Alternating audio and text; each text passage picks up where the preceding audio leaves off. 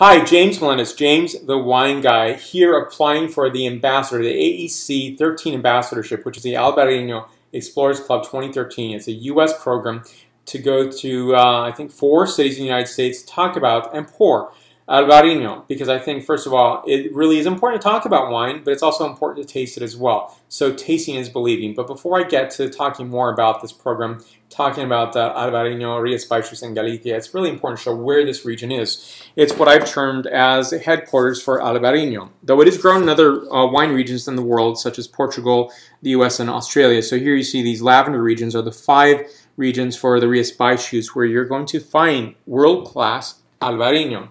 So Galicia is a region in Spain that is really identified with seafood culture.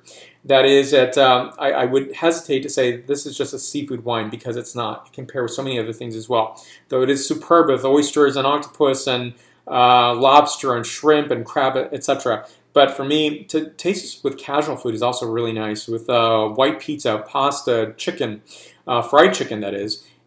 Tasting this with hamburgers is also a really wonderful thing. So truffled popcorn, another idea. For me, it's a really beautiful varietal. It's also nice to enjoy on its own. Now, for me, I think of this region in the Rías Baixos in Galicia as a region that is really, you think of kiwi fruit as really a large production fruit in this region. And you had a lot of those fruit pulled out, and you have the Albariño grape vines put in. And there's that mythology that this wine tastes like kiwi, and maybe it can in some instances. Just like anything else in other wines, they do taste different. So, that's why you have brands. That's why you have different labels. So I'll talk about this in another video because it deserves it. But it's really important to highlight Albariño on a live, real bottle of Albariño with poured in my glass here. And it's one of the few regions in Spain, if not the only region that I can think of, where you're actually going to call out the varietal on the label itself. So Albariño. There you go. Now, for me, I think to get through the mythology and just really talk about fact, talk about the beautiful quality of this wine. So Albariño, meaning Alba, meaning white, Rino, would a reference point to the Rhine River Valley. So white wine from the Rhine River Valley, and probably through a lot of white or wine grapes in general in Europe 300, 400, 500, 600 years ago, you would have just been purchasing vines, and you would ask, what wine grape did you buy? Well, these are Albariño, sir. Well, the reality was people just called it that because it was a white wine. That's all you knew about it, and maybe it had a hint of being similar to a Riesling or Gewürztraminer, maybe something reminiscent of the Rhine River Valley, but it really wasn't.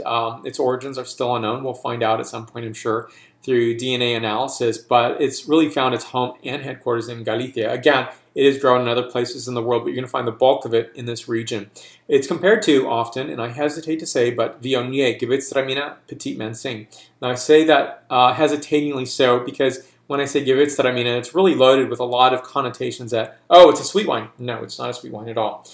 Some really great characteristics are apple characteristics, citrus notes. You're getting qualities of almond and pine nut, jasmine, rice, and white tea notes and white floral notes as well. But again, it depends on the producer, it depends on the year as well. The vintage is also very important. So for me, it's a beautiful wine varietal that I want to represent as the AEC 13 Albariño Explorers Club Ambassador. So hopefully, and here's to you, I'll say salud, gracias, thank you, and saude. Thank you.